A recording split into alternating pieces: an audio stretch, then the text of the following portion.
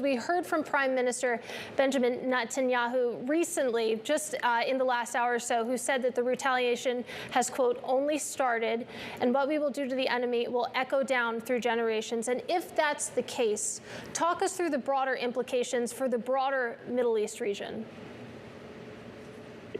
Well, Israel has begun its massive retaliation, as Prime Minister Netanyahu has stated.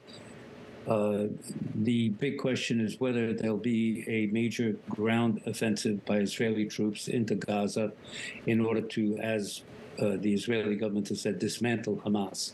That's a huge undertaking, and there'll be much more bloodshed on all sides if that is done. One inhibiting factor that you've also mentioned is the fact that there are approximately 100 Israeli hostages, and Hamas has already threatened to kill some of those or all of those hostages if Israel ups the ante. So the Israeli government is in a very delicate decision-making stance now on how to balance all these factors on the decisions it's made. But allow me to make a larger point here. Mm-hmm. And that point is that this is the fifth war between Israel and Gaza and Hamas. Israel left Gaza in 2005 under Prime Minister Sharon, and Israel then developed a deterrence policy against Hamas. That deterrence policy has failed, in my eyes, with equal consequences to the intelligence failure of not foreseeing this, the scope of this attack. So that deterrence policy is what's going to be the end game here? After all the bloodshed and military operations, are we going to go back to the status quo ante? I doubt it.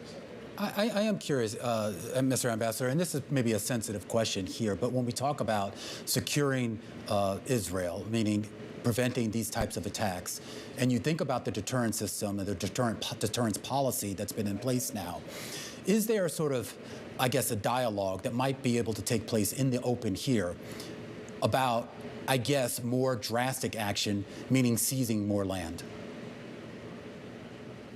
You mean by Israel seizing more land? Yes, Israel, yes. That's well, that is one of the options, is that if Israel decides to reoccupy Gaza, as I said, they left in 2005.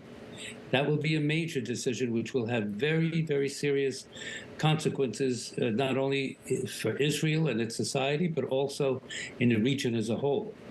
And it could be a very disruptive factor in regional stability. So that's a very far bridge if they take that route.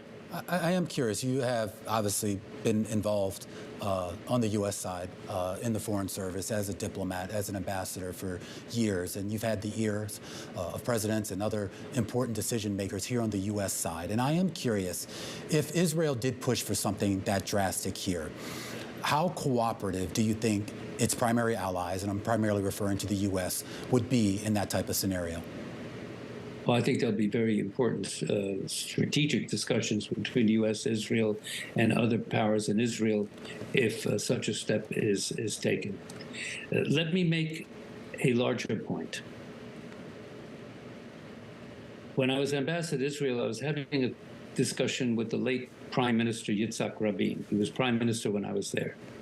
He was a man who fought all of Israel's war, a military hero, who was assassinated because of his quest for peace as a statesman after he became prime minister. But he told me that there is absolutely no military solution to our struggle with the Palestinians. There has to be a political solution.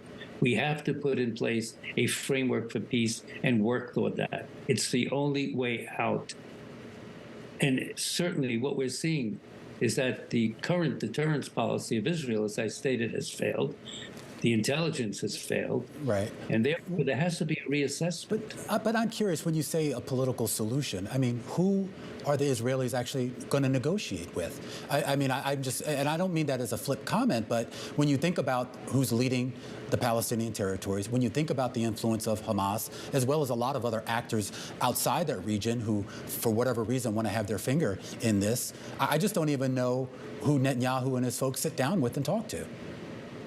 Well, there are two questions here. Is Netanyahu's government capable and ready to negotiate with the Palestinians? This is the most right-wing government in Israel's history, which has ministers who don't want to negotiate one iota, 1 inch of Palestinian territory. In fact, a couple of them want to annex that territory. On the Palestinian side, you have a very weak leadership, as you noted, that's divided between Hamas and Fatah. But there has been a negotiating party. We created that after the Madrid Peace Conference, the Oslo Accords. It's called the Palestinian Authority. But they're weak. So I'm not saying this I'm not working in illusions here. Right now, the prospects of negotiations are nil. But what I'm saying is that once we get through this bloody episode, going back to the status quo ante of military responses and retaliation and intermittent warfare is not going to work. It's not going to solve the problem. So somewhere down the road, we're going to have to get to the negotiating table. And there has to be a framework for peace. And believe me, we have worked on that in Democratic and Republican administrations. The framework for a settlement is there, but we have to get the parties to agree to get to the table.